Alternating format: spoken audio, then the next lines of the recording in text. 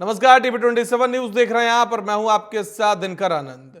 Bulletin की शुरुआत करते बड़ी खबर के साथ। आपको बता दें कि उद्योगपति और कांग्रेस नेता नवीन जिंदल ने कांग्रेस से इस्तीफा देकर बीजेपी का दामन थाम लिया है। आपको बता दें कि 2004 से 2014 तक कुरुक्षेत्र से सांसद रहे हैं। तो बड़ी जानकारी आपके साथ साझा कर रहे हैं, जहां लोकसभा चुनाव से पहले एक बार फिर से कांग्रेस को बड़ा झटका लगा है। नवीन जिंदल जो कि देश के जाने माने उद्योगपति हैं, और इसके साथ ही जानकारी दे दें कि कांग्रेस से 2004 से 2014 तक यानी कि यूपीए के गवर्नमेंट में सांसद रहे हैं। उन्होंने अब बीजेपी का दामन थाम लिया है। तो बड़ी जानकारी इस वक्त की आपके साथ साझा कर रहे हैं, जहां कुरुक्षेत्र से पूर्व सांसद नवीन जिंदल ने इस्तीफा दे दिया है। आपको बता दें कि नवीन जिंदल 2004 से 2014 तक यूपीए के गवर्नमेंट में सांसद थे। इसके साथ ही उन्होंने इस्तीफे की खबर एक्स पर पोस्ट कर दिया है। नवीन जिंदल ने एक्स पर पोस्ट करते हुए अपने इस्तीफे की घोषणा की। उन्होंने इस पोस्ट में कांग्रेस नेतृत्व के साथ पूर्व प्रधानमंत्री मनमोहन सिंह का आभार जताया है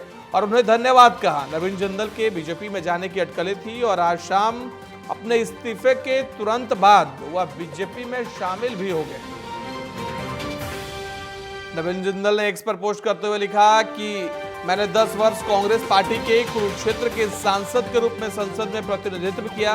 मैं कांग्रेस नेतृत्व और तत्कालीन प्रधानमंत्री डॉक्टर मनमोहन सिंह जी का धन्यवाद करता हूं। आज मैं कांग्रेस पार्टी की प्राथमिक सदस्यता से इस्तीफा दे रहा हूं। बड़ी जानकारी, लोकसभा चुनाव से पहले एक बार फिर से कांग्रेस को बड़ा झटका लगा है, जहां एक के बाद एक लगातार कांग्रेस के नेता पार्टी छोड़ते हुए नजर आ रहे हैं। वहीं इस बीच उद्योगपति नवीन जिंदल और पूर्व सांसद नवीन जिंदल ने कांग्रेस का दामन छोड़ बीजेपी का दामन थामा है। आपको बता दें अटकलें थी कि वह बीजेपी का दामन थाम सकते हैं और आज शाम नई दिल्ली में बीजेपी मुख्यालय में पार्टी की सदस्यता ली उन्होंने। इस दौरान उन्होंने कहा कि आज मेरे जीवन का एक वो बहुत महत्वपूर्ण दिन है और मुझे सौभाग्य प्राप्त हुआ कि बीजेपी के साथ जुड़कर देश हित में योगदान दे सकूं। इसके साथ ही पीएम मोदी ने जो विकसित भारत का सपना दिखाया उसे भी पूरा करने में योगदान दे सकूं, ऐसा नवीन जिंदल ने बीजेपी का दामन थामने के बाद कहा है।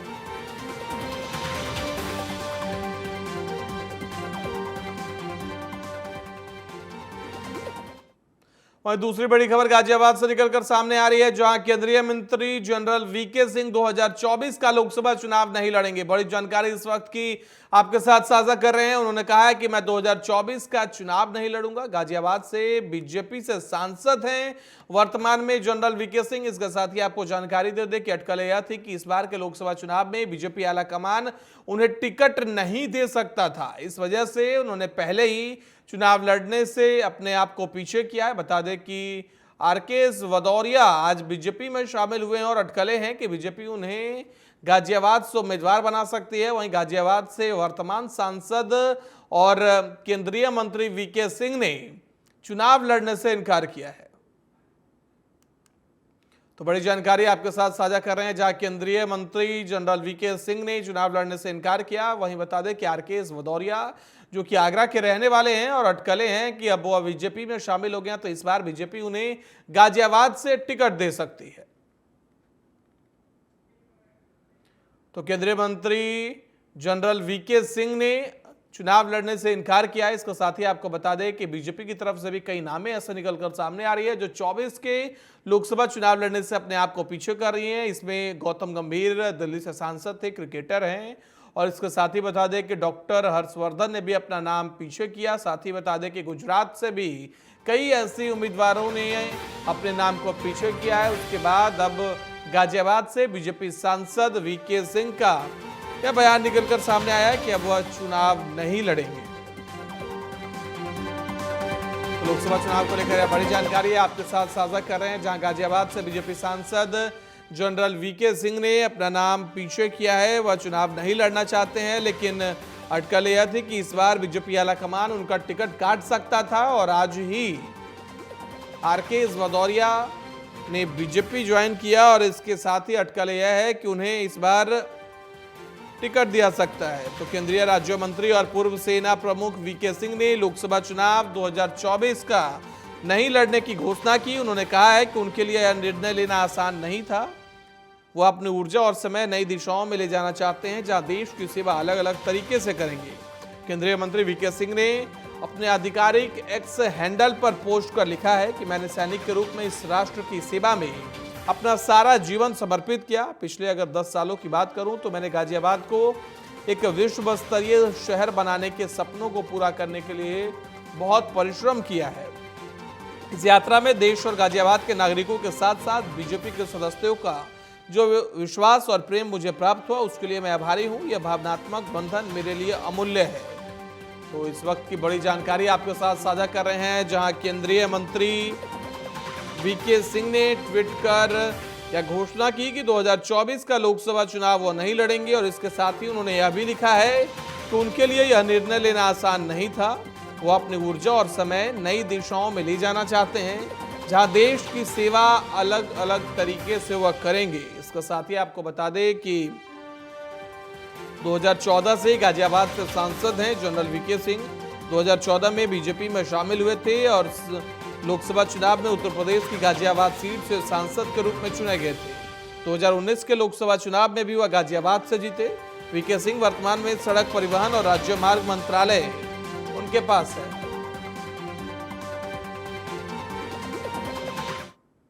वहीं इस बीच लोकसभा चुनाव को लेकर बड़ी खबर निकलकर सामने आ रही है, जहां बीजेपी ने अपनी 5वीं लिस्ट जारी की है। 5वीं लिस्ट में बीजेपी के 111 प्रत्याशियों के नाम मौजूद हैं। तो बड़ी जानकारी, अरुण गोविल को गाजियाबाद से टिकट दिया गया है। बड़ी जानकारी, मंडी से अभिनेत्री कंगना रनौत को टिकट दिया गया। बेगूसराय से गिरिराज सिंह को टिकट दिया गया है। तो बीजेपी ने अपनी 5वीं लिस्ट जारी कर दिया। आपको बता दें इसमें तमाम बड़े नेताओं को बीजेपी ने जगह दी है, जिसमें गाजियाबाद से अरुण गोविल, जिन्हें भगवान राम के किरदार के रूप में लोग जानते हैं। रामायण में उन्होंने भगवान राम का किरदार अदा किया है। इसके साथ ही आपको जानकारी दे दे कि मंडी से, हिमाचल के मंडी से कंगना रनौत को बीजेपी ने टिकट दिया है और बेगूसराय से एक बार फिर से केंद्रीय मंत्री गिरिराज सिंह को बीजेपी ने मैदान में उतारा है। तो बड़ी जानकारी इस वक्त की, बीजेपी ने अपनी 5वीं लिस्ट जारी की है, जिसमें 111 प्रत्याशियों के नाम मौजूद हैं। आपको बता दें कि अरुण गोविल, जिन्हें गाजियाबाद से टिकट दिया गया है, आपको बता दें कि अक्सर वो इस खबर पर ज्यादा जानकारी के लिए हमारे संवाददाता पंकज वानखड़े हमारे साथ फोन लाइन पर जुड़ गए हैं। पंकज, बीजेपी ने 5वीं लिस्ट जारी की है, किन बड़े चेहरों को जगह दी गई है और क्या कुछ बड़ा उलटफेर देखने को मिल रहा है इस लिस्ट में? बिल्कुल, देखिए दिनकर, अगर बात करूं तो उत्तर प्रदेश की बात करते हैं। उत्तर प्रदेश में सहारनपुर से राघव लखन पाल को मौका दिया गया है। वही मुरादाबाद से सर्वेश सिंह और मेरठ से अरुण गोविल हर कोई जानता है, प्रभु राम का किरदार निभा चुके हैं। वो डीडी1 कार्यक्रम आता था। गाजियाबाद से अतुल गर्ग को मौका दिया गया। अलीगढ़ से सतीश गौतम को रिपीट किया गया और गाजियाबाद से अभी जो सबसे बड़ी अपडेट ये थी, वीके सिंह ने खुद कहा कि मैं चुनाव नहीं लड़ूंगा और ऐसे में तय हो गया था कि उनको टिकट नहीं मिलेगा। अतुल गर्ग को उनकी जगह टिकट मिला है। अनूप वाल्मीकि को हाथरस से टिकट मिला है। बदायूं बहुत महत्वपूर्ण सीट थी, वहां से दुर्विजय सिंह साक्या को टिकट दिया गया है और बरेली से छत्रपाल सिंह गंगवार को टिकट गया और पीलीभीत से वरुण गांधी का टिकट कट चुका है। दिनकर, नीतीश प्रसाद को वहां मौका दिया गया है। सुल्तानपुर से मेनका गांधी रिपीट हुई है और सबसे महत्वपूर्ण कानपुर से सत्यदेव पचौरी ने भी ट्वीट करके जानकारी दी थी, वो चुनाव नहीं लड़ना चाहते। अब उनकी जगह रमेश अवस्थी, जो सहारा चैनल के एडिटर चीफ भी रहे हैं और उनको मीडिया जगत में नोन फेस के तौर पर जानते भी लोग हैं। उसके अलावा बाराबंकी से श्रीमती राजरानी रावत पहले समाजवादी पार्टी में थी। 2014 का चुनाव हारी थी और उसके बाद मौका मिला है, दोबारा 2024 में उसे मौका मिला है और चुनाव लड़ रही है बीजेपी से। बहराइच से अरविंद गौड़ को मौका मिला है। उसके अलावा अगर बड़े चेहरों की बात की जाए तो राजस्थान में अगर देखा जाए तो प्रियंका बालन को गंगानगर से मौका दिया गया है। झुंझुनू से शुभकरण चौधरी को, जयपुर ग्रामीण से राव राजेंद्र सिंह को मौका दिया गया है। जयपुर शहर से मंजू शर्मा को दिया है मौका और टॉक सवाई माधोपुर से सुखवीर सिंह जौनपुरिया को मौका दिया। राजसमंद एक महत्वपूर्ण सीट है, वहां से महिमा विश्वेश्वर सिंह को टिकट दिया गया है।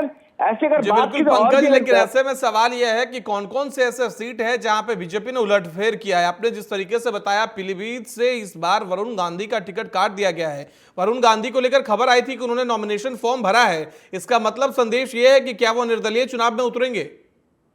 बिल्कुल बेशक हो सकता है। देखिए, लगातार वरुण गांधी को लेकर आलाकमान जी नाराज तो था, जो लगातार बयानबाजी करते नजर आए थे।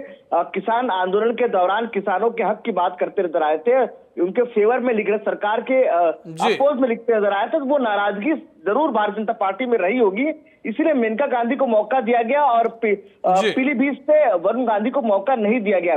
उसके अलावा दिलचस्प और भी कई सीटें हैं। अगर मैं बात करूं महाराष्ट्र से या केरला से, कर्नाटका से, हिमाचल जी प्रदेश सबसे महत्वपूर्ण, देखिए मंडी से कंगना रनावत को टिकट लगातार ये चर्चा चल रही थी। और एक और इंटरेस्टिंग है, हरियाणा से जी दिनकर कुरुक्षेत्र सीट से नवीन जिंदल को मौका दिया गया है। जी नवीन बिल्कुल, जिंदल जिन्होंने आज ही अभी थोड़ी देर पहले अभी कुछ कांग्रेस देर छोड़ आज पहले, बीजेपी का दामन थामा है। बिल्कुल बेशक अभी कुछ देर पहले बीजेपी का दामन थामा है और उनको भारतीय जनता पार्टी ने कुरुक्षेत्र से मौका दिया है।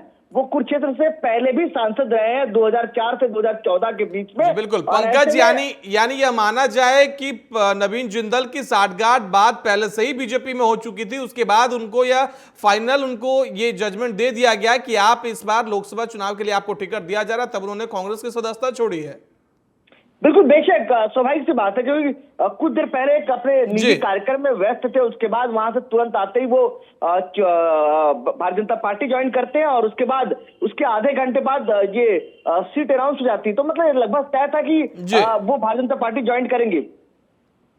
जी बिल्कुल पंकज, लेकिन देखने की बात यह होगी कि उत्तर प्रदेश में सहारनपुर से जहां राघव लखनपाल को बीजेपी ने प्रत्याशी बनाया है, कांग्रेस की तरफ से इस बार इमरान मसूद हैं और अखिलेश यादव लगातार उनके लिए कह रहे हैं कि इस बार तो जीतेंगे ही, और माजिद अली जो कि बीएसपी ने दिया है। कितना यहाँ पे लड़ाई कांटे की होने वाली है, क्योंकि पश्चिमी यूपी में कांग्रेस की पकड़ तो ढीली है, लेकिन इमरान मसूद दावा ठोकते हुए नजर आ रहे हैं।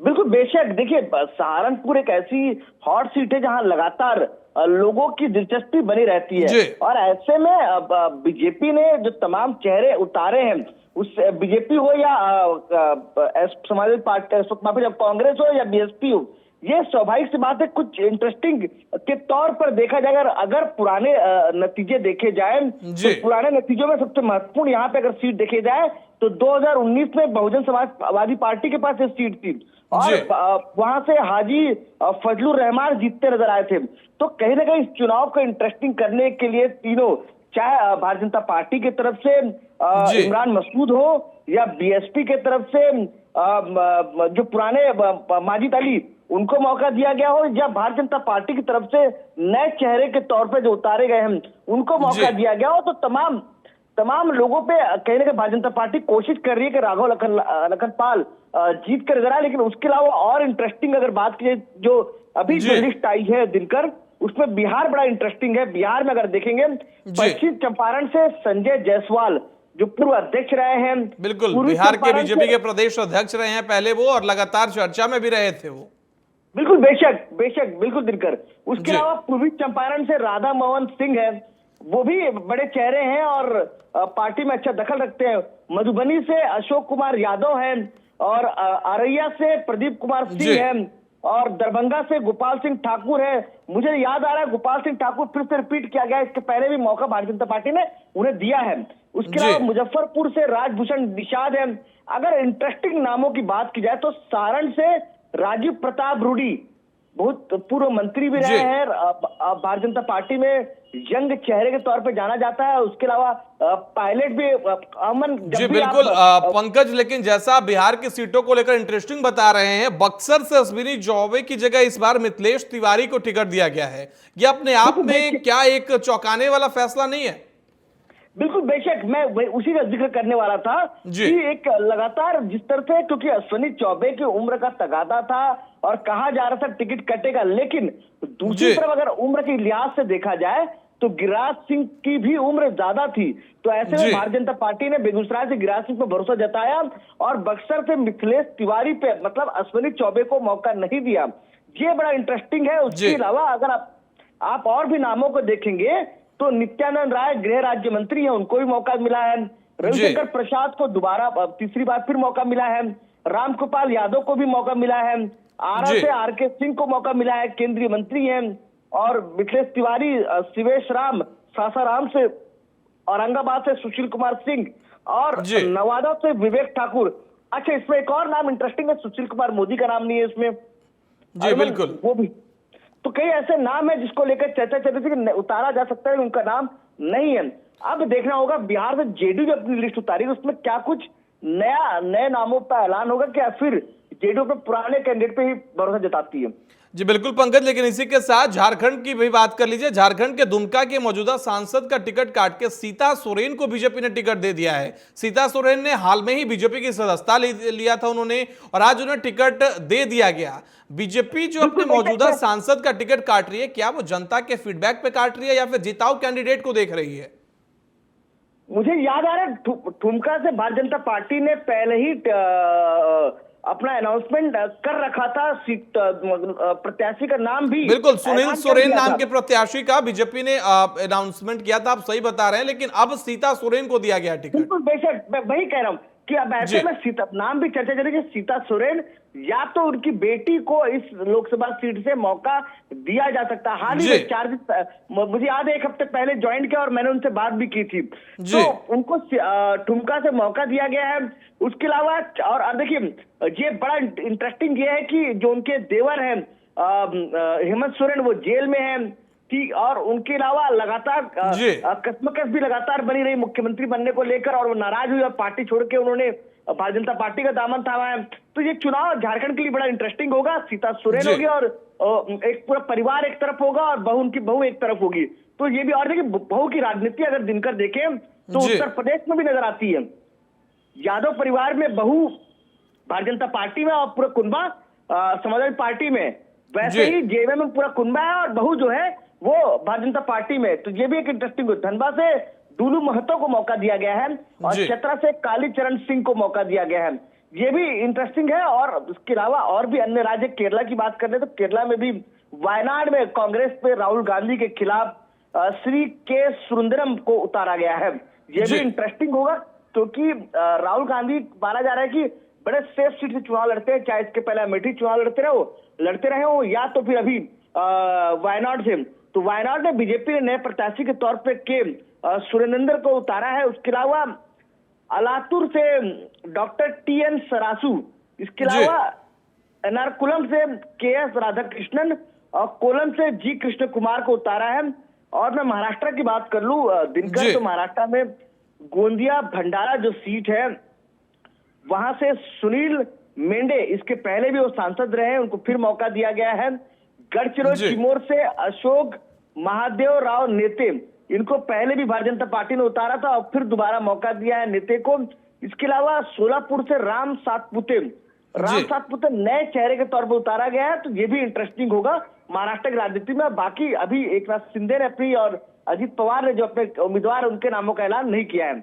दिनकर जी बिल्कुल पंकज, लेकिन पूर्वी चंपारण अगर बिहार की बात कर ली जाए तो वहां से राधा मोहन सिंह को टिकट दिया गया, लेकिन खबर यह है, जनता से ग्राउंड रिपोर्ट यह है कि लोग काफी नाराज चल रहे हैं। ऐसे में बीजेपी ने उनको एक टिकट देने की ये घोषणा की, ये कितना महत्वपूर्ण और दमदार रहने वाला है?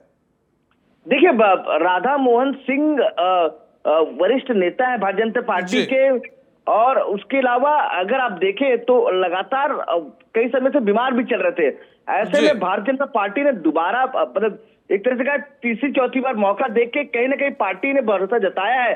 लेकिन भारतीय जनता पार्टी को अपने गठबंधन पे और अपने केंद्र नेतृत्व पे भरोसा है। मतलब आप देखिए दिनकर, भारतीय जनता पार्टी ने कई ऐसे उम्मीदवार उतारे हैं जिनको पार्टी के सिंबल पे सिर्फ उतारा गया है, लेकिन बाकी चेहरा तो भारतीय जनता पार्टी का नरेंद्र मोदी ही होंगे और उसी के चेहरे पे चुनाव लड़ा जाएगा। जी बिल्कुल पंकज, लेकिन एक तरफ जहां बीजेपी की आज 5वीं लिस्ट आई है, वहीं जेडीयू ने भी आज अपनी लिस्ट जारी की, जिसमें उन्होंने मुंगेर से दौलन सिंह को फिर से जगह दिया है। इसके साथ ही वहां की अगर बात कर ली जाए तो वहां से विपक्ष में अशोक महतो को जगह दे दिया गया है। अशोक महतो के बारे में जानते हैं किस तरीके से बाहुबली का फेस रहा है, जेल से निकले, शादी किया उन्होंने, कितना टक्कर होगा, क्योंकि बीजेपी और जेडीयू दोनों का कॉम्बिनेशन और कोशिश यही है कि एक बार फिर से 19 रिपीट की जाए। बिल्कुल बेशक लगातार जेडीयू इसी बात पे प्रयास कर रही है या भारतीय जनता पार्टी, और दोनों गठबंधन इसीलिए हुए हैं कि जिस तरह से ज्यादा सीटें भारतीय जनता पार्टी वहां से जीत कर आए और जो गठबंधन है वो बेहतर नतीजे वहां से लेके आए। लेकिन अब देखना होगा कि क्या किस रणनीति के हिसाब से जेडीयू ने तमाम उम्मीदवार उतारे और भारतीय जनता पार्टी ने। अभी तो कांग्रेस और इसके अलावा आरजेडी का उम्मीदवार, उनके नामों का ऐलान होना बाकी है अभी। जी बिल्कुल, और कांग्रेस और आरजेडी के गठबंधन को लेकर भी अब संशय पैदा होता हुआ दिख रहा है कि एक तरफ जहां आरजेडी की तरफ से कहा जा रहा है कि वह पूर्णिया सीट छोड़ने को तैयार नहीं है, और बीमा भारती जिन्होंने कल आरजेडी ज्वाइन किया वो कह रही हैं कि वह पूर्णिया से लड़ेंगी, और एक तरफ लगातार दावा ठोक रहे हैं पप्पू यादव जिन्होंने हाल में ही कांग्रेस की सदस्यता ली है। और आज जब तेजस्वी यादव और पूरा लालू परिवार जब दिल्ली के लिए निकला तो उनसे गठबंधन को लेकर सवाल पूछा गया, उन्होंने कहा सिर्फ हैप्पी होली। इसका क्या मायना निकाला जाए पंकज? देखिए, पार्टी लगातार प्रयास कर रही है, आरजेडी और कांग्रेस दोनों पार्टियां लगातार प्रयास कर रही है कि बेहतर उम्मीदवार उतारा जाए, लेकिन कुछ सीटों को लेकर लगातार पेच फंसता नजर आ रहा है। यह स्थिति इंडिया गठबंधन में, यही स्थिति महाराष्ट्र को लेकर भी है और बिहार को लेकर भी है। बिहार में कुछ सीटें हैं, चाहे पूर्णिया की सीटें हो, चाहे गया की सीटें, ऐसे कई सीटें हैं जिसको लेकर आरजेडी और कांग्रेस के बीच में पेच फंसा हुआ है। कई जगहों पे ये भी माना जा रहा है कि सीटों को लेकर पेच फंसा हुआ है कि कांग्रेस ज्यादा सीटें चाहती है और आरजेडी कम सीटें देना चाहती है। तो कहने के ये तमाम जो समावेश है वो बनता नजर नहीं आ रहा, और जो बिहार की यूनिट है कांग्रेस की वो नाराज चल रही है आरजेडी से। तो ऐसे में क्या तय होगा ये आने वाला वक्त बताएगा, लेकिन लगातार प्रयास कांग्रेस की तरफ से भी जारी है और आरजेडी की तरफ से कि बेहतर कैंडिडेट उम्मीदवार उतारा जाए जिससे नतीजे उनके फेवर में आए। जी बिल्कुल, लेकिन एक बार फिर से उत्तर प्रदेश का अगर जिक्र करें और यहाँ की खासकर की बदायूं सीट, तो इस बार दुर्विजय शाक्य को बीजेपी ने मैदान में उतारा है। कितना टक्कर दे पाएंगे, कि क्या मुकाबला होगा? क्योंकि एक तरफ से बदायूं से शिवपाल सिंह यादव मौजूद हैं और वो अपना दावा ठोकते हुए नजर आ रहे हैं। बिल्कुल बेशक, देखिए आप कितना इंटरेस्टिंग ये है कि शिवपाल यादव हैं और उसके अपोज में अपना दुर्विजय शाक्य। बिल्कुल, भारतीय जनता पार्टी से साक्य को मौका दिया गया, लेकिन भारतीय जनता पार्टी लगातार प्रयास यही कर रही है कि लगातार अच्छे समीकरण के साथ जाति समीकरण के हिसाब से कैंडिडेट उतारा जाए जिससे कहीं ना उसका फायदा मिले। और बीजेपी ने ये भी समझा है कि वहां पे ओबीसी वोट बैंक अच्छा है और ओबीसी वोट बैंक का फायदा जरूर भारतीय जनता पार्टी को होगा, इसीलिए कहीं ना कहीं सोच समझ के रणनीति तय की गई है। लेकिन दूसरी तरफ शिवपाल यादव बड़े चेहरे हैं और लगातार लोगों के बीच में एक मजबूत चेहरे तो दिखते भी है, लेकिन अब ये देखना होगा कि आने वाला चुनाव क्या कुछ रणनीति तय करता है और क्या जो जाति समीकरण यूपी में बनते हैं उसका फायदा भारतीय जनता पार्टी को होगा या नहीं। जी बिल्कुल, अंत में एक सवाल आपसे मैं छोटा सा जवाब देना चाहता हूं पंकज, कि पीलीभीत से जहां वरुण गांधी का टिकट काट दिया गया, जितिन प्रसाद को टिकट दिया गया है, सुल्तानपुर से मेनका गांधी को बीजेपी ने टिकट दिया, तो क्या ऐसा होगा कि परिवार के एक सदस्य बीजेपी में, और अगर वरुण गांधी को, क्योंकि अखिलेश यादव ने खुलेआम मंच पे कह दिया है कि अगर वरुण चाहेंगे तो हम उन्हें समर्थन देने के लिए तैयार हैं, तो क्या बेटे सपा और मां बीजेपी की तरफ हो सकती हैं? ऐसा सिचुएशन क्या होगा? बिल्कुल बेशक हो सकता है। देखिए, अगर स्वामी प्रसाद मौर्य के समीकरण आप देखेंगे, स्वामी प्रसाद मौर्य समाजवादी पार्टी में चले गए थे और उनकी बेटी भारतीय जनता पार्टी से सांसद है, तो ऐसे में समीकरण ये भी हो सकता है कि वरुण गांधी नाराज चल ही रहे हैं, उनको टिकट नहीं मिलता तो वो इंडिविजुअल चुनाव खड़े होंगे और समाजवादी पार्टी और कांग्रेस पीछे से बैकअप दे सकती है। लेकिन दूसरी तरफ मुझे ऐसा नहीं लगता है कि वो इतना बड़ा रिस्क मेनका गांधी लेने देंगे। और दूसरे ये भी खबर निकल कर आ रही है कि मेनका गांधी चाहती थी कि वरुण गांधी को टिकट मिले। अगर वरुण गांधी को टिकट नहीं मिला है तो आने वाला वक्त बताएगा कि क्या मेनका गांधी इस सीट से चुनाव लड़ेगी या नहीं। जी बिल्कुल, बहुत बहुत धन्यवाद पंकज आपका हमारे साथ जुड़ने के लिए और जानकारी देने के लिए। फिलहाल इस बुलेटिन में इतना ही। देश दुनिया की बाकी खबरों के लिए देखते रहिए